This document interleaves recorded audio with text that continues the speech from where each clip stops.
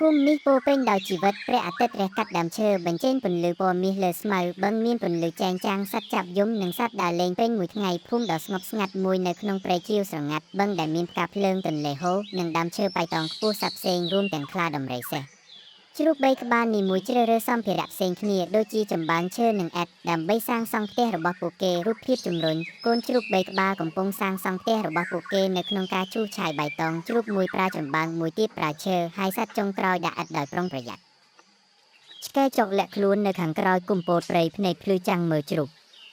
រូបភាពឆ្កែចុកដ៏ល្ងង់ខ្លៅលាក់ខ្លួននៅខាងក្រោយគុម្ពោតព្រៃសម្លឹងមើលស្លឹកឈើភ្នែករបស់គាត់បញ្ចេញពន្លឺយ៉ាងគួរឲ្យភ័យខ្លាចពេលគាត់មើលជ្រូកកំពុងសាងសង់ផ្ទះព្រៃនៅពីក្រោយវាជ្រៅនិងមានស្រមោល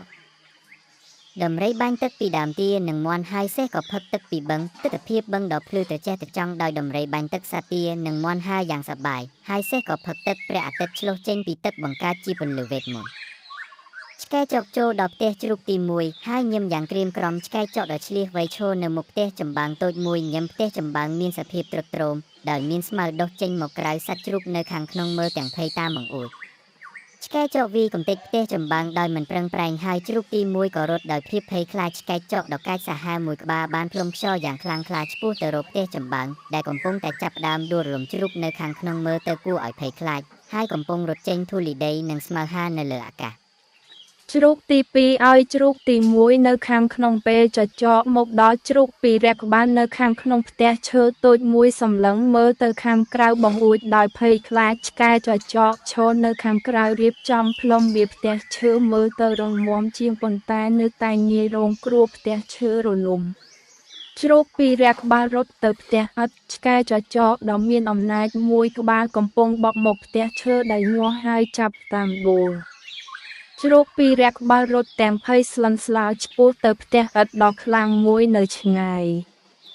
ជ្រូកចុងក្រោយស្វាគមន៍អ្នកដទៃនៅក្នុងផ្ទះឥដ្ឋដ៏រឹងមាំជ្រូក3ក្បាលនៅខាងក្នុងផ្ទះឥដ្ឋដ៏រឹងមាំមើលទៅផ្ទះត្រូវបានសាងសង់យ៉ាងល្អជាមួយនឹងបំពង់ផ្សែងនិងទ្វារឈើ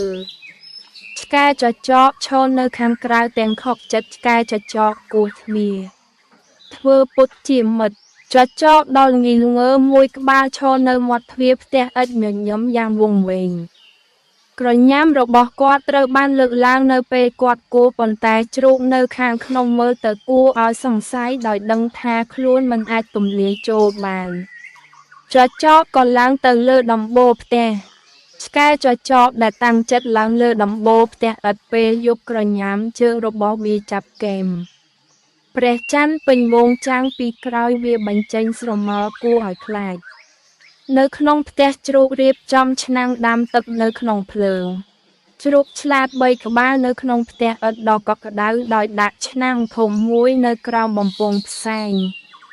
ភ្លើងឆាប់ឆេះហើយចំហាយឡើងខណៈពួកគេញញឹមដោយជឿជាក់ឆ្កែចចកឃ្លោចចុះតាមបំពង់ផ្សែងហើយចុះទៅក្នុងផើងឆ្កែចចកដ៏ភ្ញាក់ផ្អើលមួយក្បាលធ្លាក់បំពង់ផ្សែងចូលក្នុងឆ្នាំងចំហុយភ្នែករបស់វាបើកដោយទឹកស្លុតជ្រូក3មើលហើយធូរចិត្តសត្វនៅភូមិត្រេកអរពេលជ្រូកដើរចេញទៅក្រៅបានជ័យជំនះទិដ្ឋភាពភូមិដ៏រីករាយដែលសត្វទាំងនោះមានខ្លាដំរីសេះមាន់និងទាប្រារព្ធជាមួយជ្រូកទាំង3ដែលព្រះអាទិត្យរះហើយខ្យល់ក៏ពោរពេញដោយសុភមង្គលសត្វជ្រូកបានឆ្លុះបញ្ចាំងពីការខិតខំប្រឹងប្រែងនិងជម្រើសដ៏ឆ្លាតវៃបានជួយសង្គ្រោះពួកគេជ្រូក3ក្បាលដែលអង្គុយនៅខាងក្រៅផ្ទះឥដ្ឋរបស់ពួកគេញញឹមនិងសម្រាកជ្រូកមួយកាន់សៀវភៅមួយក្បាលដែលសរសេរថាការខិតខំប្រឹងប្រែងបានប្រាក់ភូមិសន្តិភាពស្ថិតនៅក្នុងផ្ទៃខាងក្រោយ